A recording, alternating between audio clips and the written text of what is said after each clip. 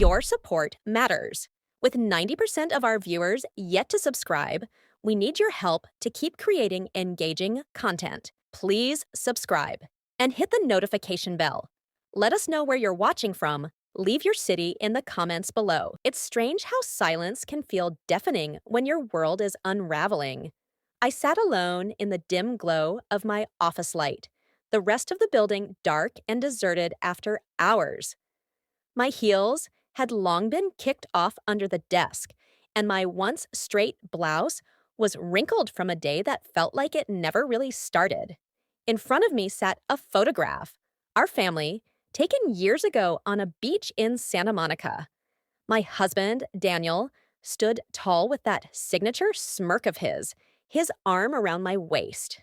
I stood there smiling, holding our youngest daughter, while our older two played in the background. Back then, I thought I had everything. But over the years, cracks began to surface, slowly, subtly. Not in loud arguments or slamming doors, but in the quiet spaces between words, the fading eye contact, the rehearsed I love yous. And now, on this Friday evening, the photograph seemed more like a memory of strangers than a portrait of a family. Daniel was the regional director for a pharmaceutical logistics firm, the kind of man who didn't just walk into a room, he owned it. He wasn't overtly cruel. No bruises or shouting matches, just cold, measured control that made you feel small without understanding how or when it started. And me? I was just Grace, his wife of 19 years, his shadow. I used to think we were partners, that we grew together, that raising 3 children and sharing one roof meant something. But somewhere along the way, I became a prop in his meticulously arranged life. I watched him slowly trade warmth for calculation. He could manipulate situations with the precision of a chess master. Not to win, no. Winning was too easy for him. He played for power, for the pleasure of pulling strings. He wasn't always like this.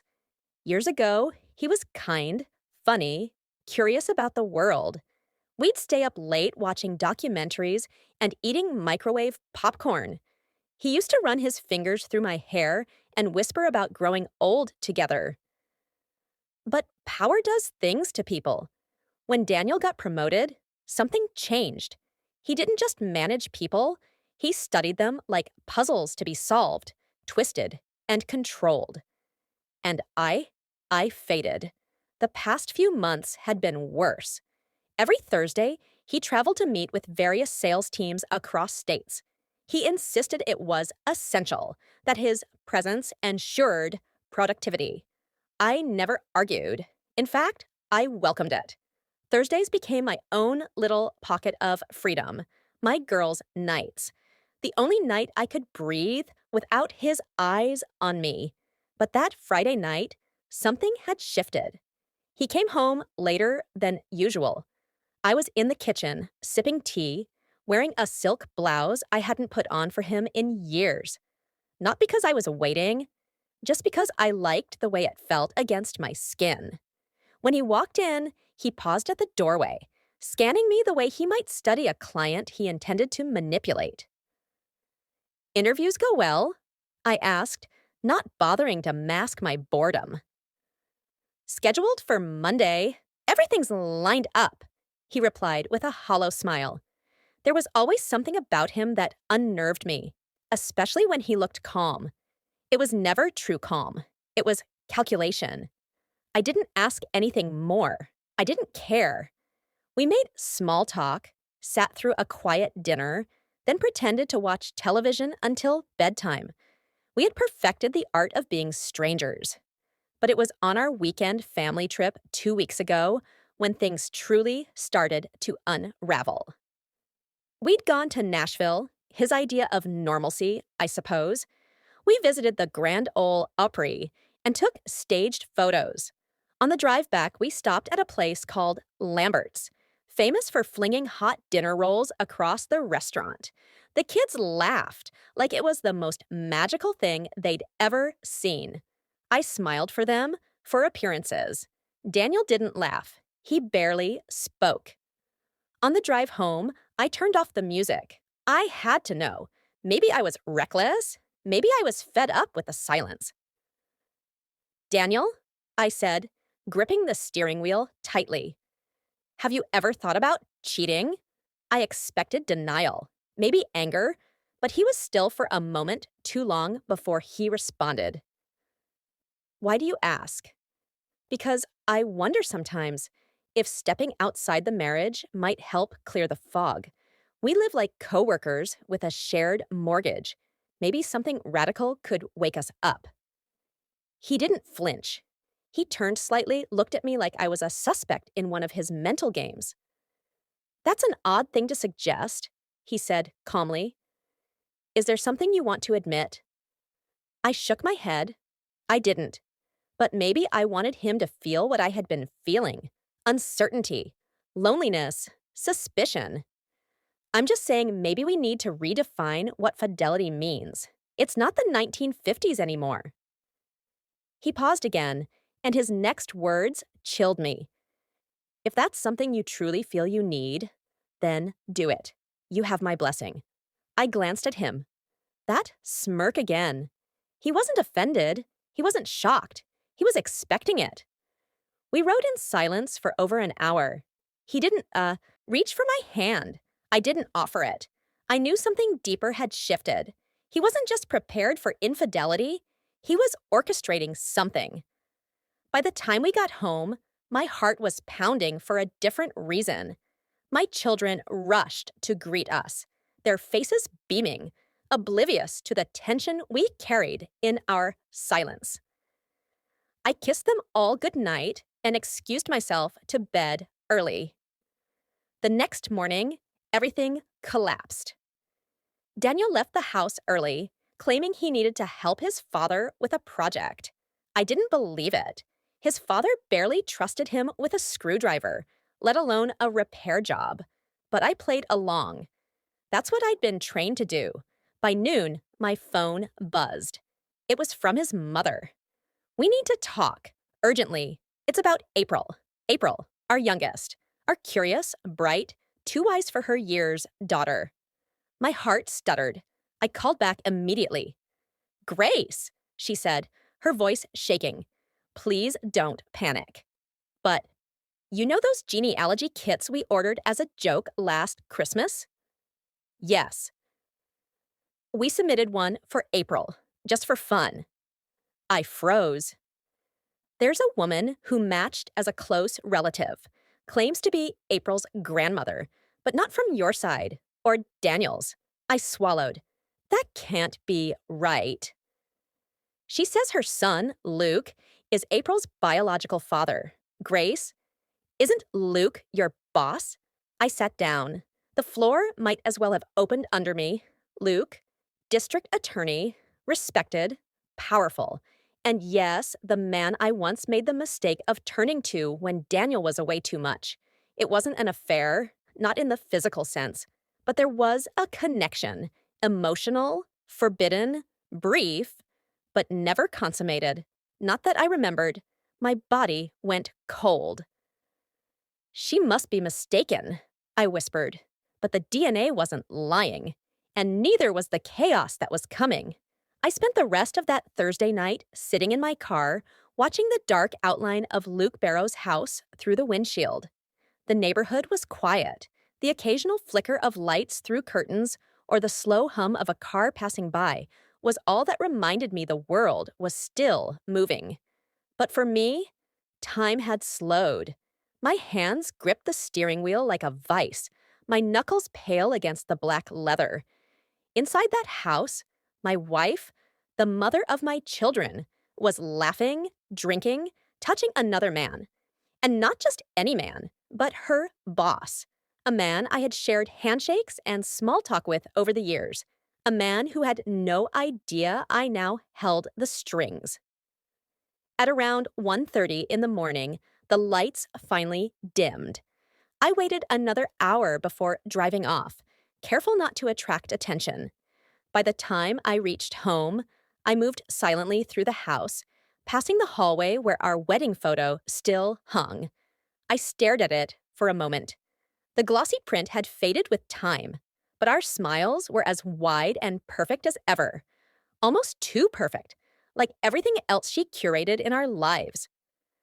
I wanted to rip it from the wall, but instead, I walked past it and went to bed.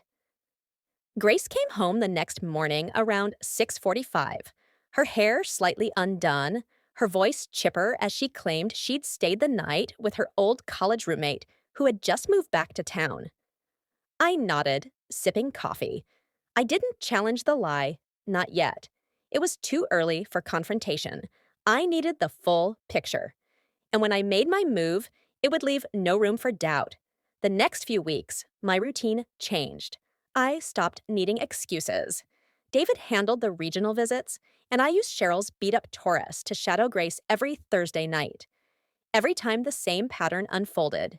Dinner with Luke, drive to his house, the same key code, the same casual betrayal. It was almost comical, the predictability of it all. Grace, who once lectured me about emotional integrity, who prided herself on her composure, had become a cliche in her own affair. But what she didn't realize was that I had turned her little secret into my stage. Every meeting was documented, every kiss, every word. Cheryl's husband, a quiet, tech-savvy guy who rarely spoke unless it involved wires or screens, had rigged up the surveillance equipment so well even the neighbors wouldn't have noticed.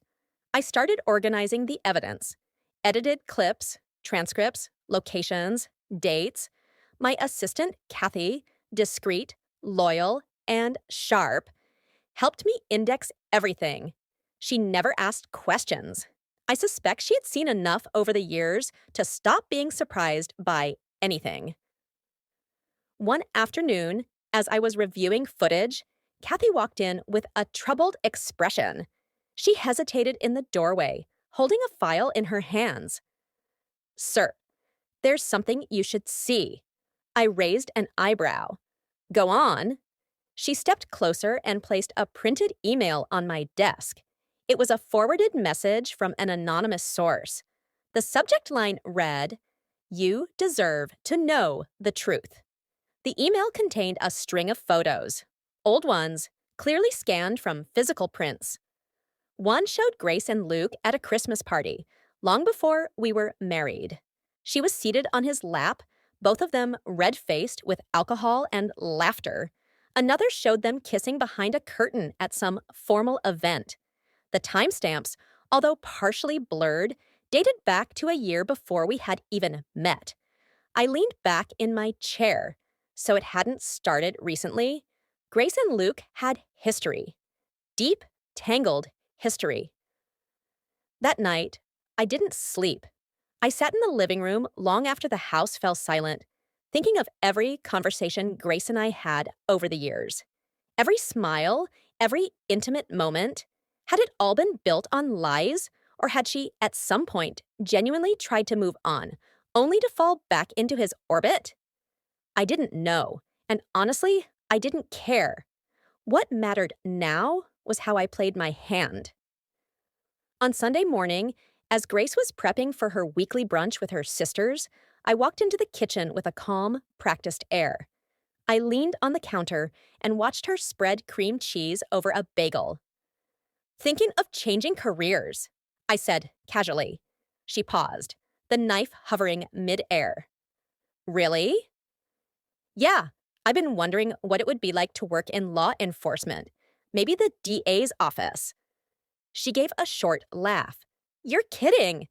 I tilted my head. "Why not?" "I hear there are a lot of ethical people there, hardworking, loyal." She stiffened just slightly, a flicker in her eyes. "Are you trying to say something, Ed?" I smiled. "Not at all, just making conversation." She left an hour later, but not before checking her reflection twice and changing her earrings. It was subtle, but I noticed. She was nervous. After she left, I called Cheryl. "It's time," I said. We arranged the next phase. Luke was scheduled to speak at a community event, a local fundraiser to promote juvenile rehabilitation programs, of all things. Cheryl knew one of the coordinators and had secured me a backstage access pass under a fake name. I wasn't going to confront him publicly. That would be messy and unproductive, but I wanted to observe him in his element, to see how he worked a crowd, how he looked into the eyes of strangers and spoke of justice, fairness, redemption, all while lying through his teeth. The event was well attended. Parents, teachers, local officials. Luke took the stage with his signature charisma, dressed in a sharp suit, his voice steady and confident. I stood behind the curtains, arms folded, watching. After his speech, as the crowd clapped politely, I turned and slipped away unnoticed. I'd seen enough. The man was a performer, just like Grace. Back at the office, I printed the latest financial statements from our joint accounts. Grace had recently moved some money. Not a lot, but enough to raise an eyebrow. I flagged it.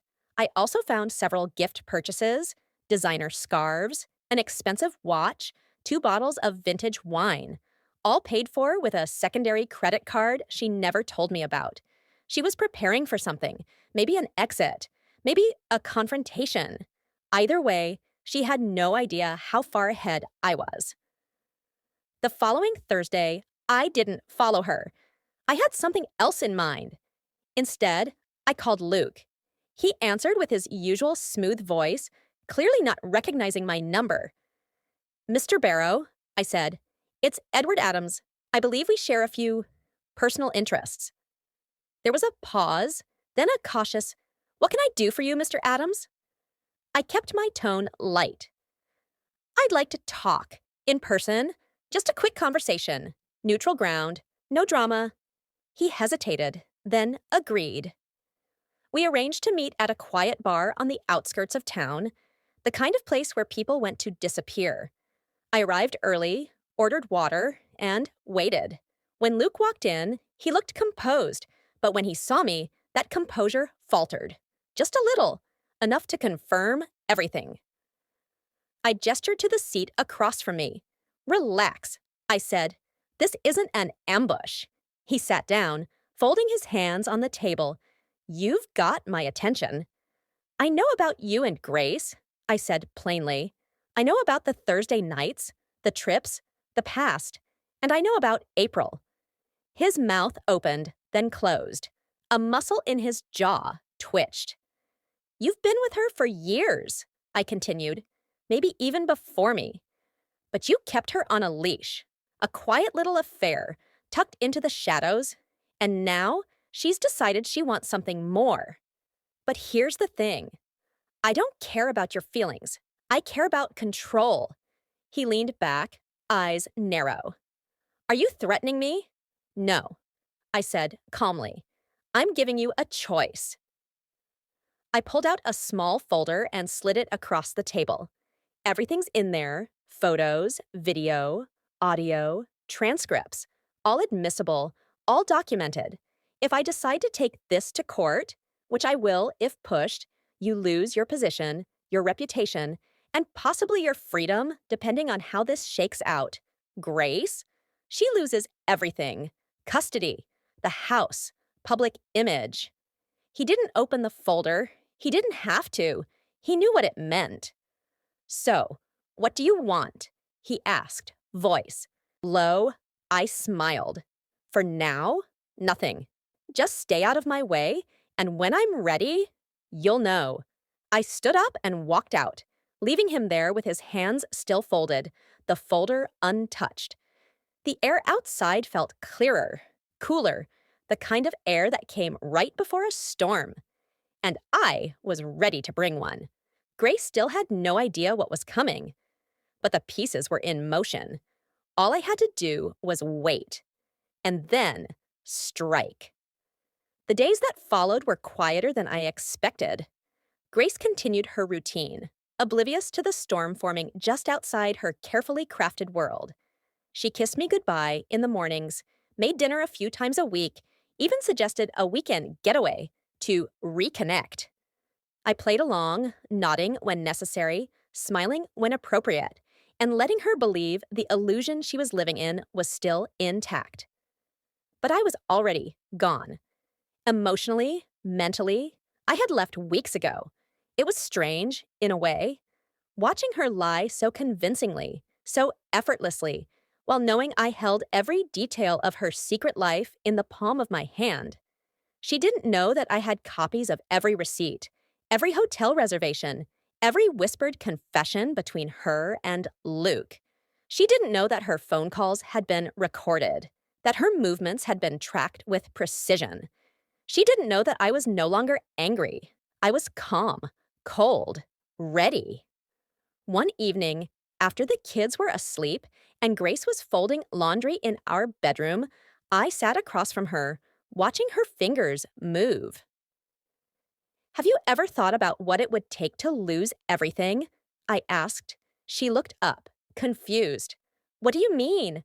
Everything. The house, the family, your career, reputation. She gave a nervous laugh. That's a bit dramatic, don't you think? I didn't answer.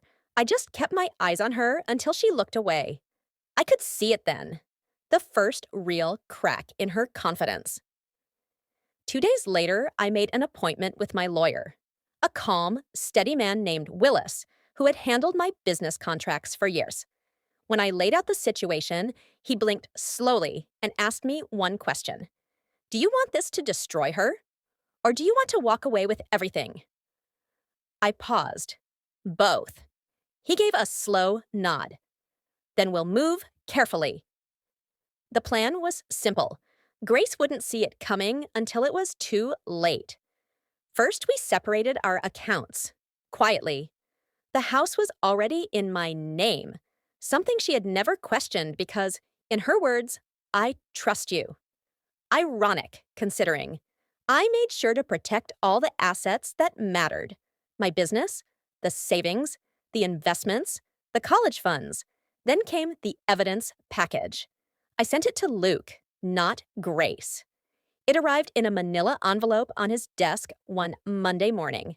Inside was everything: the photos, the call logs, a list of every Thursday night rendezvous. But more than that, there were 2 documents attached. One was a statement confirming his relationship with Grace, to be signed and notarized.